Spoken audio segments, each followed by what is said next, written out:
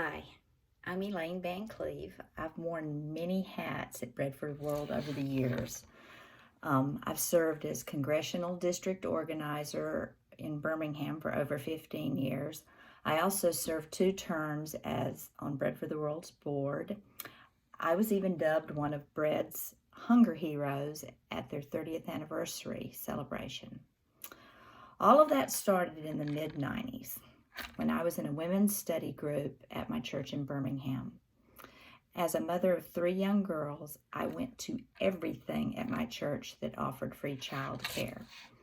That particular summer, we were studying a book about simplicity, and in that book was a clear call to work to make the world a better place. We heard that call and answered it by starting a robust hunger ministry at our church.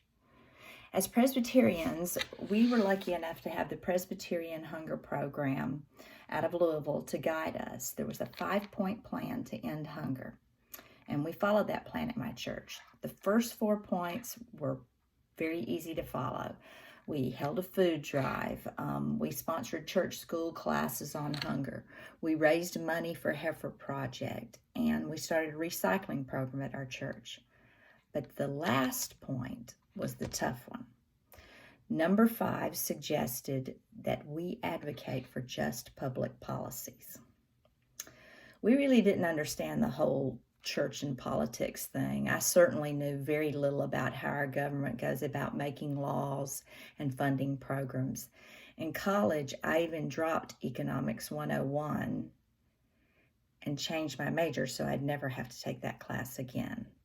So we stayed away from that pesky advocacy suggestion. Finally, when we asked our pastor for some advice and some help, he told us we should check out Bread for the World. And it just so happened that about that same time, David Beckmann was scheduled to speak at a local Catholic church in Birmingham. So folks from our hunger ministry went to hear what he had to say. Now, as everyone knows, David is not only a preacher, he is also a London School of Economics educated economist. In that simple church basement, David boldly sold us on the idea that advocacy was a way to put legs on our faith. He convinced us that if we really wanted to end hunger in God's world, that we could provide a voice for the poor and hungry in the halls of Congress. We accepted the challenge and started holding annual letter writing campaigns at our church, and we had finally fully embraced the Presbyterian Hunger Program's 5-point plan to end hunger. A few years passed, and in 1999, Bread for the World decided to join the worldwide Jubilee 2000 movement to forgive the debts of the world's poorest countries. In February of that year, Bread learned that my member of Congress, Spencer Backus, had been named chair of the relevant subcommittee where any legislation having to do with debt relief would have to start. David Beckmann asked a group of us from D.C. to speak to Representative Backus. And so 2 weeks later, I found myself in the most unlikely place for a soccer mom from Birmingham, Alabama to be, meeting face to face with my member of Congress. The night before, David and then Bread Vice President Jim McDonald gave the 4 of us a crash course on debt relief. Now, remember, I dropped out of Econ 101, so I was taking notes and really trying hard to understand the concept of debt forgiveness.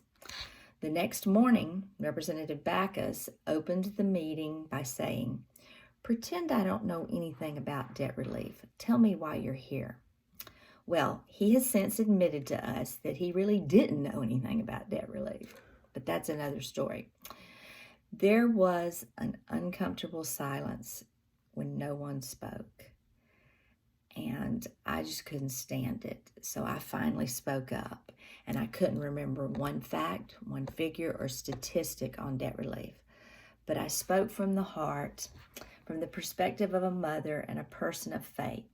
I told Mr. Backus that I had learned that 35,000 children died every day from hunger and related preventable diseases. I told him that I knew I could do very little to help, but I suggested that he could help millions of people who Jesus called the least of these by sponsoring the legislation. The meeting continued. Representative Backus met with us for over an hour. Everyone talked, and David and Jim supplied the missing facts and figures. At the end of our meeting, Representative Backus agreed to sponsor the proposed legislation. When it was over, I thought, well, that was easy. After dozens of subsequent meetings with Senators Sessions and Shelby's offices, I now know it was rare for us to get an hour with our member of Congress, and even more rare for him to agree to sponsor legislation on the spot. After we'd left Representative Backus's office and rounded the corner, David demonstratively showed his jubilation, waving his hands and laughing that wonderful, robust, full of joy laugh of his. Since that first trip to Washington, I've traveled widely with David. We went to Scotland during the G8 summit to create media attention, and that we did. I was even interviewed live on BBC Radio. I often wonder what those folks in the UK thought when they heard this Southern accent. In Scotland, when David wasn't meeting with powerful world leaders, he went with me to an interview with the Los Angeles Times. David also took me with him to the Gates Foundation when the One campaign's first experimental year was up and they needed to ask for more funding. I was the token grassroots advocate who could speak to the effectiveness of advocacy work. On that trip, I got to see how deeply and passionately David could argue for the important work Bread for the World was doing in the world, and as a partner with this nascent coalition called the One Campaign.